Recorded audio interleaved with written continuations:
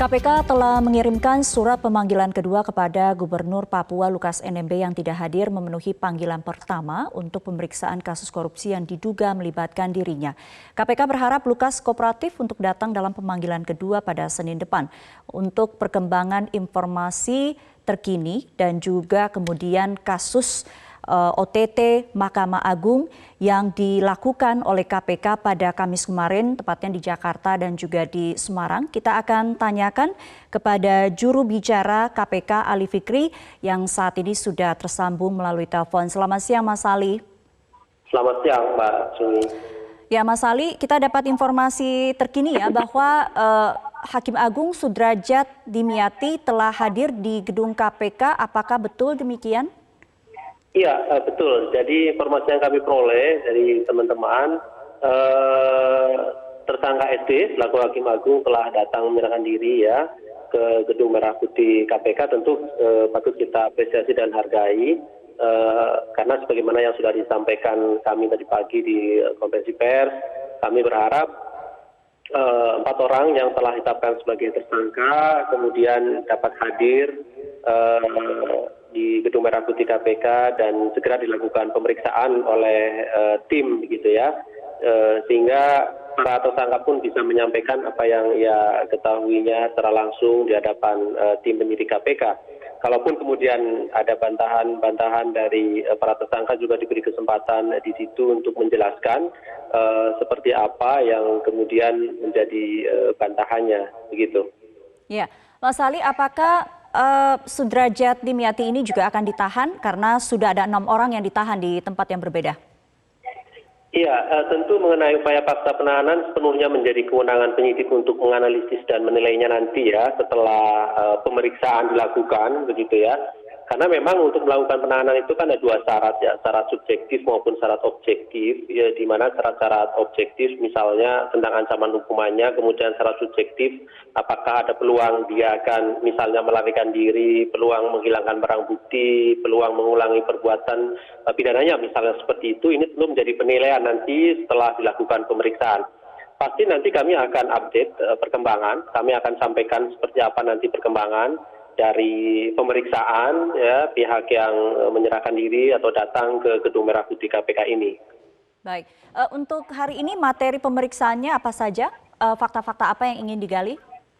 Iya, tentu pemeriksaan terhadap para tersangka tidak jauh dari alat bukti yang telah kami miliki tentunya ya. Karena dari alat bukti yang kami miliki tentu nanti akan dikonfirmasi ulang kepada para saksi termasuk kepada para tersangka begitu ya. Fakta-fakta awal dari proses penyelidikan itu tentu kami akan konfirmasikan sejauh mana kemudian para tersangka ini mengetahui dari alat bukti yang telah kami miliki. Baik, Mas Ali, apa saja barang-barang bukti yang sudah ada di tangan KPK? Iya, sejauh ini dari hasil tangkap kemarin kan yang pasti barang bukti uang ya. Kalau dari uang kemarin sudah kami sampaikan ya sekitar kalau dirupiahkan 2,2 miliar atau 205.000 dolar Singapura dan 50 juta. Tentu ini adalah bagian yang nanti akan dikonfirmasi. Kemudian ada beberapa hal juga terkait dengan keterangan dari saksi-saksi lain. Pasti juga nanti kami akan konfirmasi terkait dengan beberapa hal dugaan-dugaan atas perbuatan dari para tersangka dimaksud. Baik, ada juga 3 tersangka lain yang hari ini akan dipanggil begitu ya oleh KPK. Siapa saja mereka? Apakah pihak swasta? Iya, ada 2 orang pihak swasta dan juga 1 pegawai di Mahkamah Agung ya. Dan kami berkeyakinan bahwa para pihak ini akan kooperatif ya, hadir untuk kemudian dilakukan pemeriksaan seperti halnya Pak SD ini begitu ya. Karena sekali lagi kami juga ingin pastikan di sini kami telah memiliki cukup alat bukti, kemudian seluruh prosesnya juga telah melalui prosedur hukum begitu ya.